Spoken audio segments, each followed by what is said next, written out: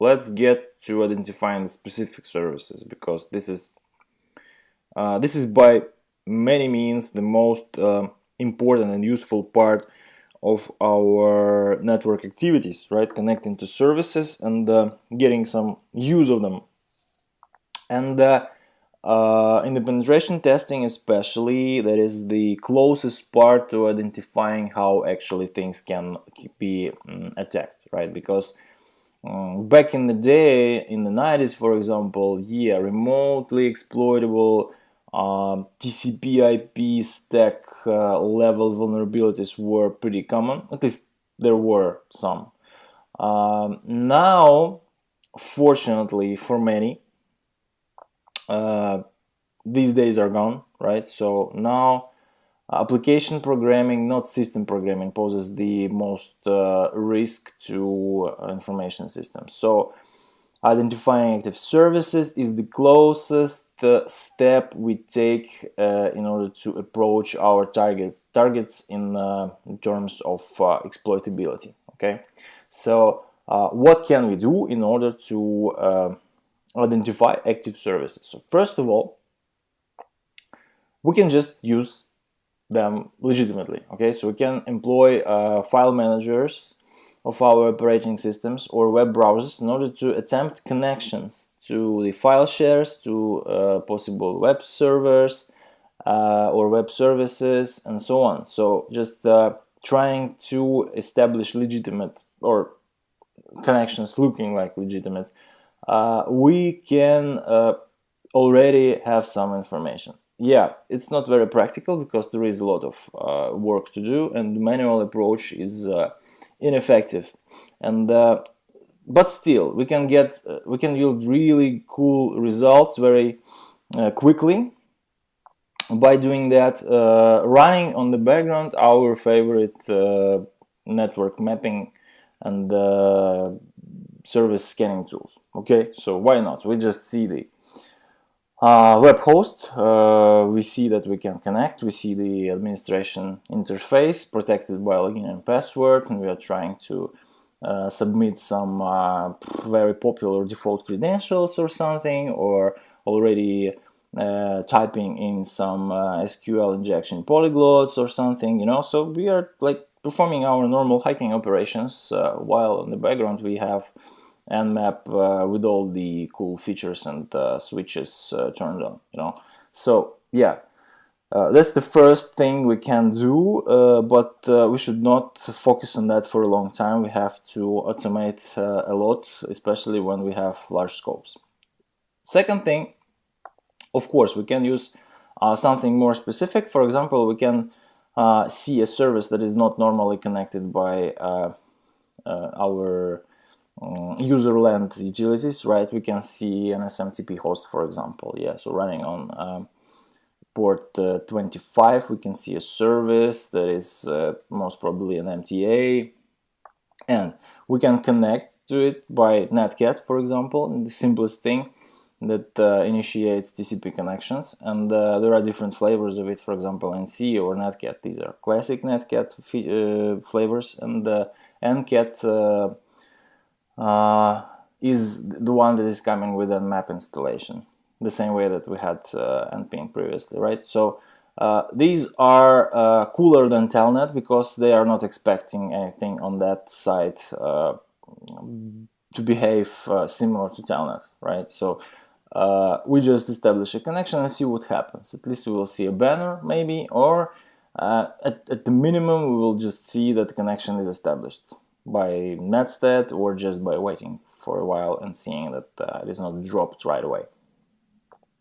Also, we can continue using telnet for that. However, ncat is much more capable. Okay, so but there are cases when we still need to behave as telnet, and for that, these are not telnet only situations.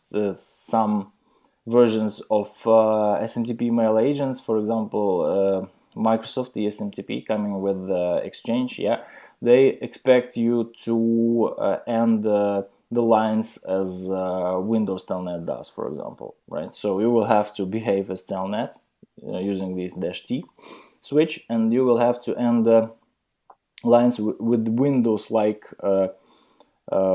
enters. Yeah, so Windows-like, in a Windows-like manner. So this is what is accomplished by using the -C. Okay, so sometimes there are SSLs on the network. Yeah, so day by day the use of SSL is becoming more and more prevalent, and overall it's a good thing. But for penetration testers, it comes with some issues. For example, yeah, you see the TCP connection, but you can't do anything about it because someone on that site is expecting you to start transport layer level SSL handshake, you know. So you are not expected to just go through TCP handshake and then hang for undefined period of time, right? So you will have to ask this for the certificate, and then validate that locally, and then proceed with some SSL related commands. What to do then? We can use S-client component of OpenSSL. What it does is basically goes through this traditional SSL handshake. And it's really capable. It can even authenticate using your local user certificate, but in this case, let's just limit that to establishing TCP connections with the SSL protected services. Okay, the same thing is done by Netcat with these options, right? --SSL. And you will encounter, most probably you will encounter situations when connections to TCP services like SMTP, for example, are allowed only using TLS, yeah, so only using SSL. There are ways in both these tools to maintain that state, to start TLS, right, literally by this keyword of SMTP protocol, and continue communicating through SSL protected connection, right? Yeah, so read more about it and play around with these tools, and most probably we will have a demonstration of that later. Then, what comes next? When these things are performed at large scale, of course, we will need to automate.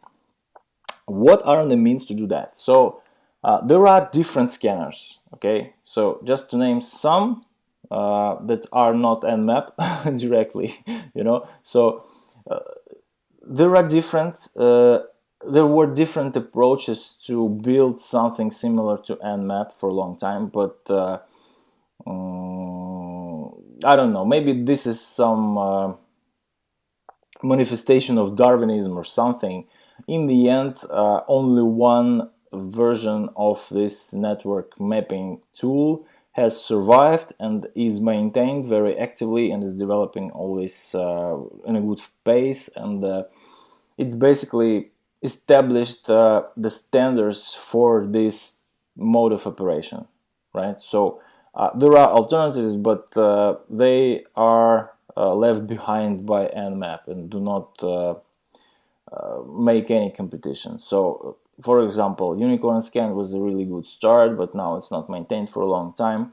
SuperScan is just a scanner for Windows, which is still used by someone. If Windows is your working platform, maybe that's okay, but Nmap still is well available on Windows too. Nmap is also interesting, and it doesn't outplay Nmap, but it's really effective on the operating system and service enumeration. So when you are trying to fingerprint something, maybe a map can give you some advantage. These two, MassScan and Zmap, as I said, they scan really fast a limited number of TCP ports on a large numbers of IP addresses. So if you want to map a really large scope, you have to use one of them. So they are pretty much equivalent in their abilities, but I think Zmap is just scanning one port, and MassScan can get the list of ports for subsequent scanning. Okay, and now the most interesting and important part of this. So let me introduce to you the Nmap tool in its original design. So what's the reason for it to appear? in the software market. So it's open source, first of all. It's designed by network and security professionals, and it's developed by the vision of providing the so-called Swiss Army knife to everyone who wants to really get down to the network level. So every time you need to operate on this large scale but very low level of network interaction, you have to use it. At some point there will be no other options. So originally it has been created for network mapping, as you can guess from the name of the tool, but now it's not even a tool of choice for identifying active services and hosts and mapping networks and so on. It even has this very flexible and rich scripting capability that is used by many security professionals to produce basically the scripts that are run in line with the overall Nmap operation, and they can be used as vulnerability detection tools. Okay, so very common and very critical vulnerabilities are now being actively detected by Nmap. So yeah, you can do all this stuff. You can do live host detection, service enumeration, service and operating system, fingerprinting by very large and industry level vulnerability testing software. Yeah, but to tell you the truth, there are penetration tests when I personally do not even start an Nessus or an Expose or something like that, because everything I need is actually in Nmap and can be used to the same level of quality and the same amount of results.